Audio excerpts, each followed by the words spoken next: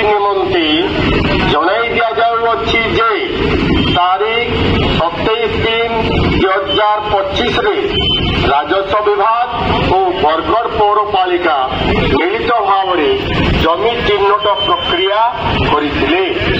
उक्त चिन्हित जमी गुड़िक लिंगु मिश्र छक ठारू जीरा नदी पर्यंत रास्ता प्रशस्तीकरण तारीख 30/3/2025 रे संपूर्ण भाव में उच्छेद कर दिया जिवो। एक्शन मोड रे बरगड़ पौर परिषद प्रबल चाप और प्रतिवाद पर शेष में चेतिला। बरगड़ बहुचर्चित लिंगु मिश्र छकरू पुराना जीरो ब्रिज पर्यंत जबरदखल उच्छेद मामला को गुरुतर सहित नहीं पौर प्रशासन। मामला को असंतोष बढ़ा पर आज विवादीय रास्ता को चिन्हट कर मध्याह्न 12 घंटा समय